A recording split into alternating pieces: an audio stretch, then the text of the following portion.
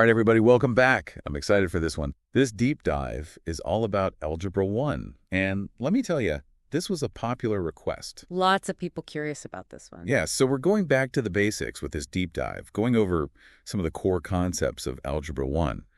We've got this review guide right here. And it's a good one. It is, yeah. And whether you loved or hated math class, this stuff's actually pretty useful for, well, just a lot of things, right? Absolutely. We might not realize it, but we use these concepts all the time. For sure. So let's jump right in. This review guide kicks off with properties of real numbers.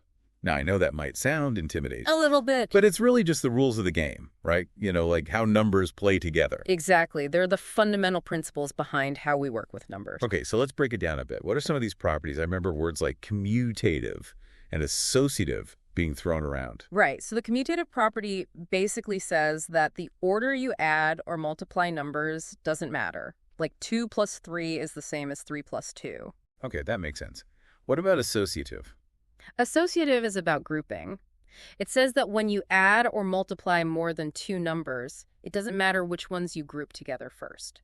So like in parentheses 2 plus 3, close parentheses plus 4 is the same as 2 plus, in parentheses 3 plus 4. Right, right. And I feel like distributive is the one that gets used a lot, even outside of like formal math. Yeah, distributive is super useful. It lets you multiply a number by a sum or difference by multiplying each term individually. So like instead of doing 5 times, in parentheses 6 plus 2, you can do 5 times 6 plus 5 times 2. Oh, yeah. Okay, that's a good example. I can see how that would be helpful. And, you know, honestly, even though these properties might seem basic, it's kind of cool to think about the logic behind why math works the way it does. Definitely. It's like having a peek behind the curtain.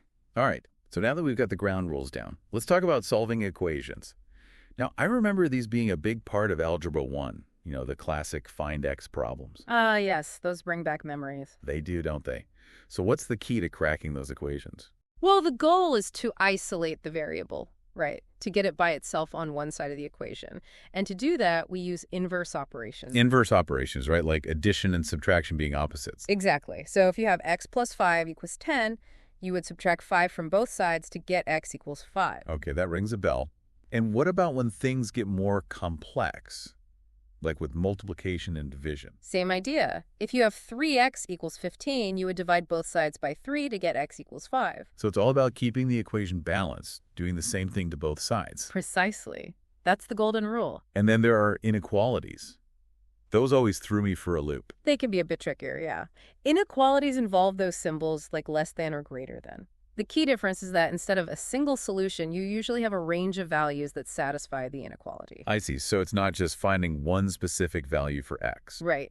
And one thing to remember with inequalities is that if you multiply or divide both sides by a negative number, you have to flip the inequality sign. Oh, yeah. I vaguely remember that rule. Why is that again? Because multiplying or dividing by a negative number reverses the order of the numbers. Like 3 is less than 5, but if you multiply both sides by -1, -3 is greater than -5. Oh, right. That makes sense. Yeah. I'll always just memorize the rule without really understanding it. It's always good to understand the why behind the rules, right? Makes it easier to remember. For sure. So with equations and inequalities, we're finding solutions, but then things get even more interesting when we start visualizing these solutions with graphs. Yes, graphing. This is where algebra starts to become really visual. So how does that work? How do we go from an equation to a line on a graph? Well, the key is the slope-intercept form of a linear equation. That's y equals mx plus b. Okay, I remember seeing that. But what do all those letters mean again? So represents the slope of the line, which tells you how steep it is. Mm-hmm. And b represents the y-intercept, which is where the line crosses the y-axis. Right, right. So if you know the slope and the y-intercept, you can basically draw the entire line. Exactly. It's like having a set of instructions. And what about graphing inequalities? That's where we start shading, right? Yep. With inequalities, we shade a region on the graph to show all the possible x and y values that make the inequality true. So it's not just a single line anymore. It's a whole area of the graph. Precisely. It's about representing a range of solutions visually. And then we take things even further with systems of equations and inequalities. Systems are like the next level. Yeah, they can be pretty challenging. They can be, but they're also super powerful because they allow us to solve for multiple variables at the same time. So how do we tackle those?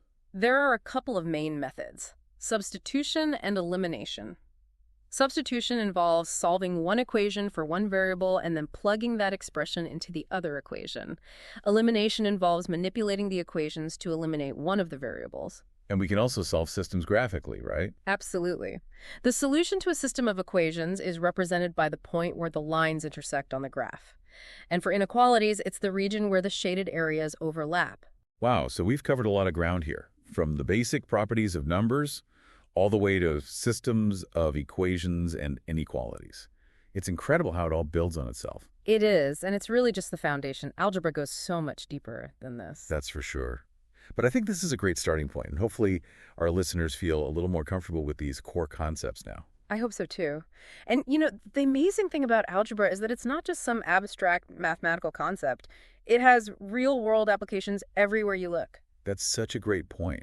Like, I was reading that engineers use algebra to design bridges and buildings. And financial analysts use it to model investment trends. And even in everyday life, we use algebra for things like budgeting or figuring out how much paint we need to buy for a room. Exactly. Algebra is all around us. It's like having this secret code that unlocks a deeper understanding of the world. I love that analogy. It's true. So to all our listeners out there, keep exploring algebra. Don't be intimidated by it.